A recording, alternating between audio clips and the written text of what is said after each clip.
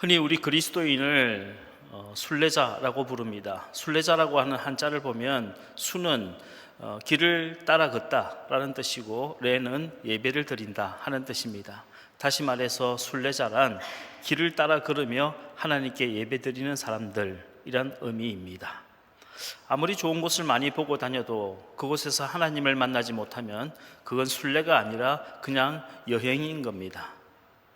내가 땀을 흘리며 걷는 이 길이 예수 그리스도의 십자가 길과 전혀 무관하다면 그건 순례길이 아니라 오히려 방황의 길인 겁니다. 오래전에 미국에서 만난 어느 목사님이 저한테 그런 우스갯소리를 하더라고요. 어느 날 성부, 성자, 성령 하나님께서 여름 바캉스를 어디로 갈지 의논을 하셨대요. 제일 먼저 성부 하나님께서 예루살렘에 가자고 하셨답니다. 예루살렘에 가면 세계 모든 종교인들이 모여서 하나님을 찾는다는 거예요. 그러자 예수님께서 반대를 하셨어요. 아버지, 예루살렘은 싫어요. 그곳에서 너무 많은 상처를 받았거든요. 저는 미국이 좋아요. 미국 사람들은 글빛하면 지저스 크라이스트를 찾거든요. 그렇게 옥신각신하면서 의논을 하다가 로마로 가면 어떻겠냐는 말이 나왔습니다. 그러자 지금까지 아무 말도 없던 성령님께서 얼굴이 갑자기 환해지면서 콧노래를 부르면서 짐을 막 싸더래요. 성부 하나님께서 로마가 그렇게 좋냐고 물으시자 성령님이 그런 대답을 했답니다. 좋다 말다요. 사실 저는 로마에 아직도 한 번도 가본 적이 없거든요 하더랍니다. 전 세계에서 가장 큰 교회인 베드로스 대성당이 세워져 있는 로마입니다. AD 313년 이후로 1200년 동안이나 기독교 세계를 지배해왔던 로마입니다. 지금도 전 세계 기독교인들이 가장 많이 방문한다는 곳이 로마입니다. 그런데 그 로마에 정작 성령님은 단 한 번도 가보신 적이 없다는 겁니다. 물론 믿음도 없이 발품만 팔고 다니고 사진만 찍고 다니는 순례자들을 꼬집기 위해서 만들어낸 이야기이겠지만 우리가 한 번쯤은 곰곰이 생각해 봐야 할 것입니다. 우리가 걷고 있는 이 길에 정말 성령님이 동행하고 계시는 건지, 우리가 함께 예배드리는 이곳에 정말 하나님도 함께 계시는 건지, 여러분의 마음속에 성령님을 잘 모시고 살면 여러분이 계신 바로 그 장소가 성지인 겁니다. 여러분이 오늘 하루를 하나님께 예배드리는 마음으로 살아간다면 여러분의 그 하루의 일상이 성지 순례인 줄로 믿으시길 바랍니다. 이번 우리 성지 순례팀은 사도 바울의 발자취를 쫓아서 튀르키예에 있는 갑바도기아 지역과 그리고 갈라디아 지역 그리고 소아시아 지역을 순례하고 돌아왔습니다. 모든 장소가 다 은혜이고 다 감동이었지만 저에게 특별한 감동을 준 장소는 밀레도라고 하는 작은 항구였습니다. 바로 오늘 사도행전 20장의 배경이 된 장소입니다. 바울은 다메섹으로 가는 길 위에서 부활하신 예수님을 만났습니다. 예수님 믿는 사람을 붙잡으러 가는 그 길에서 오히려 거꾸로 예수님께 붙잡히게 되었던 겁니다. 지난주에 강사님으로 오신 김영기 목사님이 설교하신 내용이에요. 내가 철저하게 무시하고 핍박했던 바로 그 예수님이 나를 찾아오셨을 때 사도 바울은 땅에 꼬꾸라지고 두 눈이 멀게 되었습니다. 직가에서 3일 동안 아무것도 먹지 못하고 아무 말도 하지 못하게 되었어요. 예수 믿는 부모님 때문에 억지로 교회를 다니고 마음이 약한 사람들이나 하나님 믿는다고 생각하고 엄마는 의지할 데가 없으니까 저렇게 기도한다고 생각하고 교회에서 울고불고 방언으로 기도하는 사람을 보면 미쳐도 좀 곱게 미치지 어쩌다가 저런 광신도가 되었나 속으로 비웃었던 바로 제가 성령님을 만나고 그 성령님께서 나를 위하여 얼마나 오랫동안 말할 수 없는 탄식으로 간구해 오셨는지를 깨닫게 된 순간 저는 다메섹 도상의 사도 바울과 같이 완전히 꼬꾸라졌습니다. 내가 잘난 줄 알고 천방지축으로 뛰어다니다가 넘어지고 자빠지고 쓰러지고 깨어지고 상처 입었을 때 주님이 나를 일으켜 세워주지 않으면 나는 다시는 일어설 수 없다는 것을 뼈저리 느끼게 되었어요. 예전에 눈에 좋게 보였던 것들, 대단하게 보였던 것들, 그래서 남들처럼 나도 저런 것 한번 가져보면 얼마나 좋을까라고 생각했던 것들이 마치 다메섹 도상에서 두 눈을 잃어버린 사도 바울과 같이 더 이상 제 눈에 보이지 않기 시작했습니다.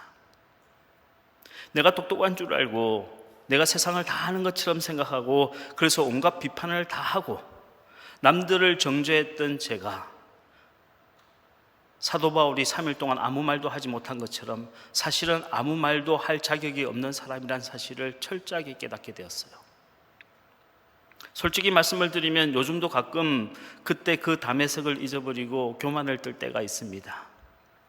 세상의 화려한 것들에 미혹되어서 잠시 한눈을 팔 때도 있어요. 하지만 그럴 때마다 하나님께서는 저를 또다시 꼬꾸라뜨리시고 두 눈을 멀게 하시고 입을 틀어막아서 아무 말도 못하시게 만드시는 겁니다. 그래서 하나님 없이 잘 나가는 것보다 차라리 넘어지고 자빠져서 하나님을 찾게 되는 것이 다행이라고 고백하게 되는 겁니다. 차라리 내 뜻대로 안 된 것이 은혜라고 고백할 수 있게 된 것입니다. 다메섹에서 예수의 영이신 성령님을 체험한 바울은 3차에 걸쳐서 선교 여행을 떠나게 됩니다. 제1차 선교 여행은 바나바와 함께한 여행이었습니다. 바나바와 함께 수리아 안디옥 교회를 출발한 사도 바울은 구브로 섬을 거쳐서 비시디아 안드옥과 이고니온과 그리고 루스드라에 가서 복음을 전했습니다. 제2차 선교 여행은 바나바와 결별하고 실라와 함께한 여행이었습니다. 바울과 실라는 원래 비두니아로 가기를 원했지만 성령께서 그 길을 막으셨어요. 밤에 꿈에 나타난 마게도냐 사람이 손짓하며 이리로 건너와 우리를 도우라 하는 환상을 보고 사도 바울은 그것이 하나님의 뜻인 줄 믿고 오늘날 그리스로 넘어가서 그곳에서 자주색 옷감 장수였던 루디아를 만나서 빌립보 교회를 세우고 천막 제조업자였던 브리스가와 아굴라 부부를 만나서 고린도 교회를 세우게 됩니다. 제3차 전도 여행은 에베소 지역에 있는 두란노 서원에서 3년간 제자들에게 말씀을 가르치고 양육한 기간입니다. 그리고 마지막으로 밀레도를 통해서 예루살렘으로 다시 돌아가게 되는 겁니다. 오늘 본문인 사도행전 20장의 배경이 되는 밀레도는 사도 바울이 이제 예루살렘으로 돌아가기 직전에 그의 3차례에 걸친 모든 선교 여정을 마감하고 마지막 고별 설교를 한 장소입니다. 바울은 밀레도에서 사람을 보내 에베소 교회의 장로님들을 초대합니다. 사도행전 20장 17절 말씀을 같이 한번 읽겠습니다. 시작. 바울이 밀레도에서 사람을 에베소로 보내어 교회 장로들을 청하니. 밀레도는 에베소에서 남쪽으로 50km 떨어진 곳에 있는 작은 항구입니다. 물론 바울이 직접 에베소로 찾아갈 수도 있었지만 밀레도에 정박 중인 배가 언제 출항할지 몰랐기 때문에 바울은 밀레도에 머물러 있어야만 했습니다. 예전에는 요즘처럼 무슨 시간표대로 배가 출항하는 것이 아니라 바다가 고요해지면 무작정 배가 출항했기 때문에 사도 바울은 밀레도를 떠날 수가 없었던 겁니다. 바울은 오순절이 끝나기 전에 예루살렘에 도착하기를 간절히 바랬습니다. 사도행전 20장 16절 말씀을 같이 한번 읽겠습니다. 시작. 바울이 아시아에서 지체하지 않기 위하여 에베소를 지나 배 타고 가기로 작정하였으니 이는 될 수 있는 대로 오순절 안에 예루살렘에 이르려고 급히 가미르라. 당시 예루살렘에 큰 기근이 들었어요.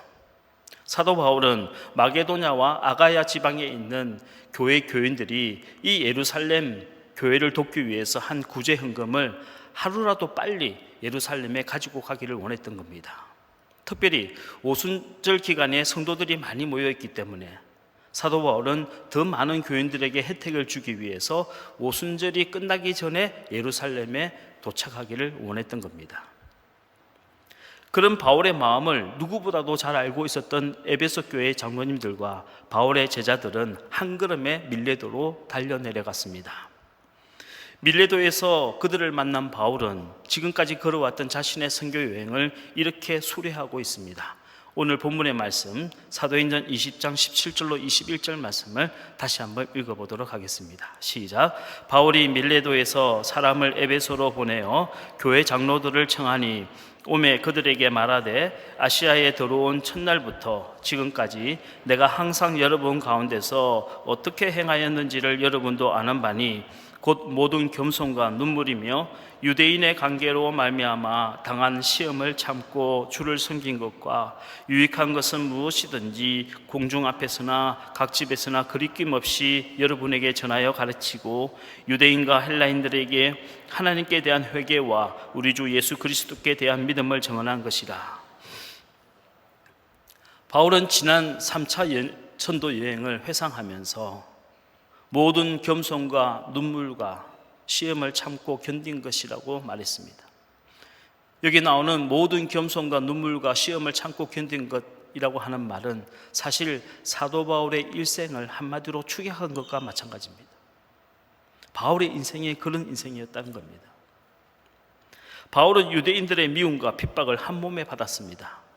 한때 열렬한 유대교 신봉자였고 율법주의에 매여 있던 자가 거꾸로 예수를 전하고 다니니까 세상에 이런 배신자가 없고 이런 반역자가 없는 겁니다. 그래서 이고니온에서는 유대인이 바울을 돌로 치려고 해서 그 성을 도망쳐 나왔어요. 루스드라에서는 유대인의 돌에 맞아서 급한 죽게 되었습니다. 사람들이 피 흘려 기절해 있는 바울이 죽은 줄 알고 성문 밖에 갖다 버리는 일까지 발생했어요. 바울을 죽이기까지는 먹지도 마시지도 않겠다고 결사항쟁을 맹세한 사람들이 40명이나 되었습니다. 빌립보에서는 억울한 누명을 쓰고 감옥에 들어갔어요. 그곳에서 39대의 매를 3번이나 맞게 됩니다. 에베소에서는 바울을 잡아 죽이겠다고 큰 소동이 일어나기도 했습니다. 그뿐만이 아니에요. 갈라디아 지방으로 갈 때는 당시 창궐했던 전염병 말라리아에 걸려서 사도 바울이 죽을 뻔했습니다. 몸에 간질이 있어서 발작을 일으킨 적도 여러 번 있습니다. 다메섹 도상에서 눈이 멀었다가 아나니아의 안수 기도를 받고 다시 보게 되었지만 그 이후로 사도 바울은 심각한 안질환을 겪게 되었습니다. 그래서 글씨를 쓸 수도 없고 볼 수도 없게 되었어요. 우리가 보고 있는 사도 바울의 서신서 13권 대부분이 사도 바울이 입으로 불러주고 제자들이 대필한 방식으로 쓰여진 것입니다. 그리고 이제 바울은 너무 늙었습니다. 젊은 시절 하늘을 찔렀던 그 용기와 패기는 다 사라지고 두려움이 커져 나갑니다.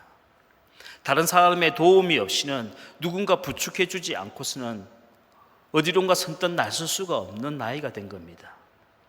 무엇보다도 바울은 예루살렘으로 가면 지금까지 당했던 모든 환난보다도 더 큰 환난을 당할 거라고 하는 사실을 직감하고 있었어요. 기도할 때마다 성령님께서 사도 바울에게 앞으로 닥칠 환난과 고난을 대비하라고 하는 마음을 강하게 주셨습니다. 각 성마다 사도 바울의 제자들이 만약 지금 예루살렘으로 간다면 죽게 될 거라고 바울에게 경고해 주었습니다.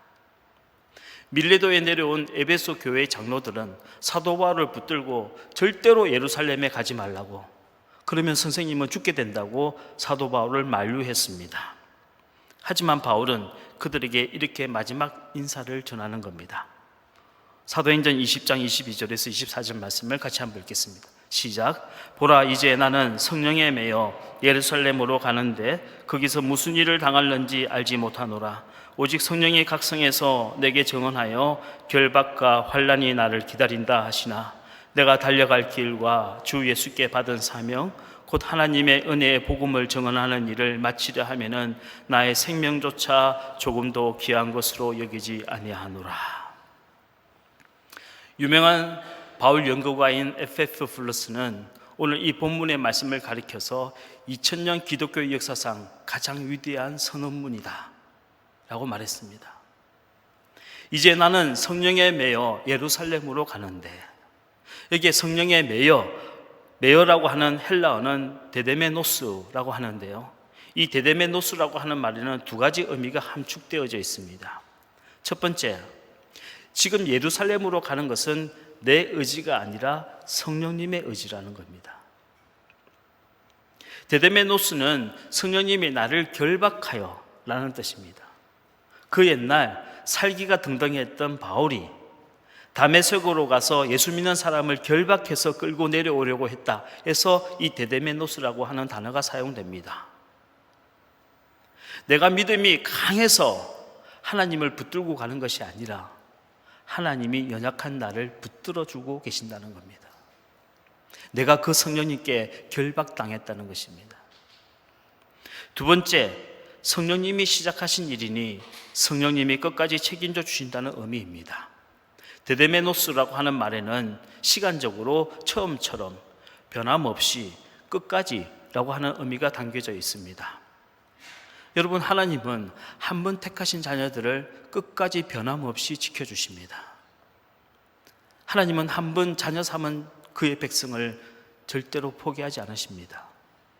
우리가 넘어지고 쓰러지고 깨어지고 낙심하고 절망할 때라도 성령님은 변함없이 우리를 붙들어 주시고 우리와 함께 하시고 우리를 지켜주시는 겁니다. 이번 성지순례팀이 오늘 사도행전 본문의 배경인 밀레도에 도착했을 때 우리 교회 그 남자 장로님, 권사님, 집사님들 적석에서 중창단을 만들어서 밀레도에서 찬양을 불렀습니다. 마침 그곳에 한국 사람은 한 사람도 없고 다 외국 사람들밖에 없었는데 가사도 못 알아들으면서 막 브라보를 외치고 막 박수를 치고 난리가 났어요. 그 중에 한 두 명이 눈물을 흘린 걸 제가 봤습니다. 저 높은 곳을 향하여 하는 찬양을 불렀어요. 저 높은 곳을 향하여 날마다 나아갑니다. 내 뜻과 정성 모아서 날마다 기도합니다. 내 주여 내 발 붙드사 그곳에 서게 하소서. 그곳은 빛과 사랑이 언제나 넘치옵니다. 내 주여 내 발 붙드사. 이 붙드사라고 하는 말이 데데메노스입니다. 내가 가는 이 길이 내 힘과 내 능력으로 걸어가는 길이 아니라 성령께서 나를 붙들어 주셔서 하나님이 나를 결박하셔서 마지막까지 인도해 주신다는 거예요. 바울은 예루살렘에서 무슨 일을 당하는지 알지 못하느라 라고 말했습니다. 두려움이란 알지 못하는 일에 대한 막연한 감정입니다. 불확실한 미래에 대한 막연한 두려움, 누군가 나를 넘어뜨리고 쓰러뜨릴지 모른다고 하는 막연한 두려움, 사랑하는 사람이 나를 떠날지 모른다고 하는 두려움, 이 병 때문에 내가 죽을지도 모른다고 하는 막연한 두려움. 인간의 마음은 이 두려움이라고 하는 폭군에게 지배를 당할 때 길을 잃게 되는 겁니다. 지금도 얼마나 많은 사람들이 길을 잃고 방황하는 줄 모릅니다. 길을 잃고 방황하다가 그 길 끝에서 도무지 어떻게 해야 될지 몰라 스스로를 포기하는 사람들도 많이 있습니다. 하지만 데데메노스, 성령님께 메인받은 인생은 넘어져도 다시 일어나고 실패해도 다시 도전하고 망한 것 같으나 다시 흥하게 되는 줄로 믿으시길 바랍니다. 여러분, 2000년 전 사도 바울을 꼭 붙들고 계셨던 그 성령님께서 바로 이 시간 여러분을 붙들고 계신다는 사실을 기억하십시오. 그러니 여러분, 끝까지 포기하지 마십시오. 이제 여기서 그만뒀으면 좋겠다라는 생각이 들 때마다 기억하십시오. 하나님이 여러분을 포기하지 않는 한 여러분도 여러분 자신을 포기할 권리는 없습니다. 내가 땅끝에서 너를 붙들리라 약속하신 그 주님께서 더 이상 갈 곳이 없는 땅끝에선 여러분들을 끝까지 붙들어 주시는 겁니다. Never give up. 절대로 포기하지 말라고 말씀하시는 거예요. Hang in there. 끝까지 견뎌내고 버텨내라고 말씀하시는 겁니다. 그것이 믿음이란 거예요. 여러분, 믿음이란 것이 무슨 기도를 유창하게 해서 큰 응답을 받는 것만이 믿음이 아니에요. 내 눈에 보이지 않고 들리지 않아도 그래도 견뎌내고 버텨내는 것이 믿음입니다. 꼭 사업이 잘 되고 그래서 선교의 문이 활짝 열리고 하는 것만이 사명이 아니에요. 물질의 어려움을 당하고 더 이상 앞길이 나갈 길이 없고 선교의 문이 닫힌다 할지라도 그 자리에서 견뎌내고 버텨내는 것이 선교이고 사명인 겁니다. 저는 목회를 하면서 우리 교회 성도들이 다 축복받기를 원합니다. 병든 자들이 기도해서 병 낫기를 원하고, 자녀들이 앞길이 열리기를 원하고, 여러분의 사업이 번창하기를 원합니다. 하지만 그리하지 아니하실지라도, 여전히 병이 낫지 않고 있다 할지라도, 여전히 가정의 어려움에 있고 물질의 어려움을 당한다 할지라도, 그 바람이 지나갈 때까지 성도님들과 함께 끝까지 함께 견뎌내고 버텨내는 것이 목회라고 성령님은 나에게 깨닫게 해주시는 겁니다. 여러분, 희망이라고 하는 단어는 히브리어로 티크바라고 합니다. 그런데 원래 이 티크바라고 하는 말은 호라이전, 지평선이란 뜻이에요. 이스라엘의 골란 공원에 올라가서 내려다보면 한없이 펼쳐진 지평선이 눈에 보입니다. 그 옛날 이스라엘 백성들이 그 지평선을 바라보면서 무슨 생각을 했을까요? 지금 우리가 딛고 서 있는 이곳은 척박한 광야이지만 저 지평선 너머에 하나님의 약속하신 젖과 꿀이 흐르는 땅이 있을 것이다 라고 하는 희망을 가졌던 겁니다. 여러분, 희망이란 지금은 비록 광야와 같이 어려운 삶을 살고 있지만 저 지평선 너머에 젖과 꿀이 흐르는 땅이 있는 것처럼 하나님의 약속하신 축복이 있음을 믿고 살아가는 것이 희망인 겁니다. 믿음이란 이미 시작되었으나 아직 성취되지 않은 현실과 미래 사이의 두려움을 견뎌내고 버텨내는 힘인 겁니다. 믿음의 사람이란 현실을 살아가지만 동시에 미래를 사는 사람들이에요. 저와 여러분은 오늘을 살고 있지만 동시에 내일을 살고 있는 겁니다. 사도 바울은 장차 다가올 고난에 대한 두려움을 믿음으로 이겨냈습니다. 그리고 그의 믿음대로 되었어요.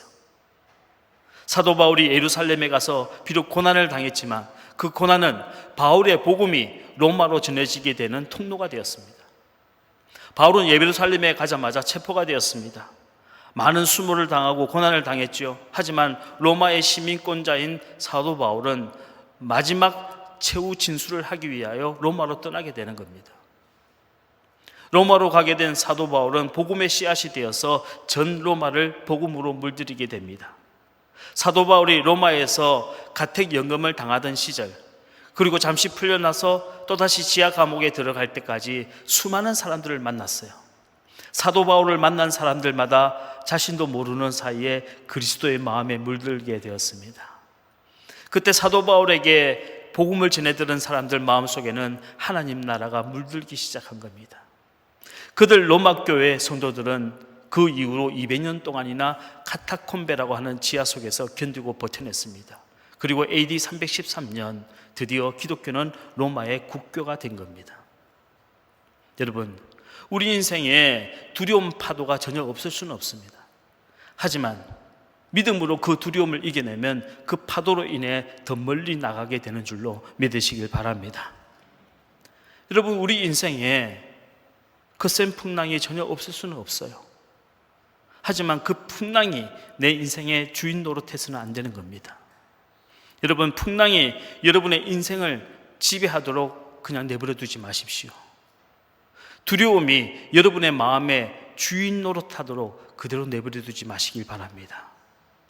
우리 인생의 주인은 내 삶에 다가오고 있는 그 풍랑이 아니라 그 너머에서 풍랑 위를 걸어오고 계신 주님이 내 인생의 주인임을 고백하시길 바랍니다. 파도 위를 걸어오셔서 손 내밀어 주시고 내니 두려워하지 말라 하신 그 주님이 내 인생의 주인 되심을 고백하시는 저와 여러분 되시길 바랍니다. 예수님은 풍랑 위를 걸어오셔서 나니라고 말씀하셨어요. 여기 나니라고 하는 말은 헬라어로 에고 에이미라고 합니다. 이 말은 그 옛날 하나님께서 모세에게 직접 하신 말씀이에요. 출애굽기 3장을 보면 시내산에 불붙는 떨기나무에 나타나신 하나님께서 하나님의 이름을 묻는 모세에게 이렇게 대답해 주셨습니다. 에고 에이미, I am who I am. 나는 나다. 바로 나다. 여러분, 이 세상에 에고 에이미, I am who I am 이라고 말씀할 수 있는 분은 오직 하나님 한 분밖에 없습니다. 풍랑 위를 걸어오신 예수님께서 제자들에게 말씀하셨어요. I am who I am. 바로 나다. 그러니 두려워하지 말라. 오늘 인생의 풍랑을 겪고 있는 여러분 모두에게 우리 주님은 찾아가셔서 동일하게 말씀하시는 겁니다. I am who I am. 바로 나다. 그러니 너희는 두려워하지 말라. 여러분, 주님의 이 음성을 듣는 모든 여러분들이 오늘 두려움을 이겨내시고 믿음으로 승리하게 되시기를 주의 이름으로 축원합니다. 우리 예수님은 만물을 지으시고 만물을 다스리시는 창조주이십니다. 주님이 바다를 만드셨고 주님이 풍랑을 만드시기도 하셨습니다. 여러분, 우리가 믿는 예수님이 단지 성경에 나오는 좋은 말씀을 해주신 선지자에 불과하다면 그 예수님은 우리가 이 세상 살아가면서 좀 더 도덕적으로 살아갈수록 도와주는 선생이 될 줄 모르겠지만 우리 인생의 고난에서 우리를 건져내지는 못할 겁니다. 만약 우리가 믿는 예수님이 단지 종교의 창시자에 불과하다면 우리가 그분에게 예배를 드리고 찬송은 부를 수 있을지 모르겠지만 내가 이 세상 떠나가는 날 내 영혼을 그분에게 맡길 수는 없을 겁니다. 그분이 만물을 지으시고 창조하신 하나님이시고 그분이 부활이고 생명이기 때문에 우리는 내 힘으로 감당할 수 없는 문제도 그분에게 맡기는 것이고, 아니 우리가 이 세상 떠나갈 때 마지막 내 영혼을 오직 예수 그리스도께 맡기는 것입니다. 여러분, 우리 주님이 나의 부활이고 생명임을 믿으시길 바랍니다. 물리학자들이 말하잖아요. 이 세상에 존재하는 모든 힘 중에 가장 강한 힘은 결국 중력이라고요. 중력은 세상의 모든 물체를 지구로 끌어당기는 힘입니다. 그 중력의 힘 때문에 세상의 모든 것은 땅으로 떨어질 수밖에 없습니다. 하지만 이 중력의 힘보다 강한 힘이 있습니다. 봄이 되면 작은 새싹이 중력을 이기고 땅을 뚫고 세상 밖으로 나오는 겁니다. 1g도 안 되는 이 작은 씨앗이 1톤이 넘는 바위를 뚫고 세상 밖으로 나옵니다. 영적으로 본다면 이 세상의 가장 강력한 힘은 결국 죽음의 힘입니다. 죽음의 힘이 지배하지 않는 사람은 아무도 없습니다.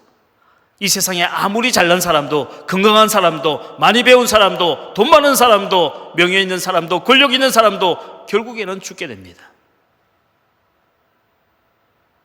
하지만 예수 그리스도라고 하는 생명을 소유한 사람은 죽음의 권세를 뚫고 구원이라고 하는 싹을 피우고 영생이라고 하는 열매를 맺게 되는 줄로 믿으시길 바랍니다. 내 안에 예수 그리스도가 나의 생명 되시고 나의 부활됨을 믿는다면 죽음이 인생의 가장 큰 상실이 아니라는 생각을 하게 되는 겁니다. 죽음은 영원한 삶의 한 부분일 뿐, 영원한 삶의 한 찰나일 뿐 끝이 아니라는 사실을 믿게 되는 거예요. 여러분, 죽음은 제자들에게 한밤에 닥쳐온 풍랑일 뿐 그 풍랑이 제자들을 삼키지 못한 것처럼 저와 여러분을 영원히 삼키지 못한다는 사실을 기억하시길 바랍니다.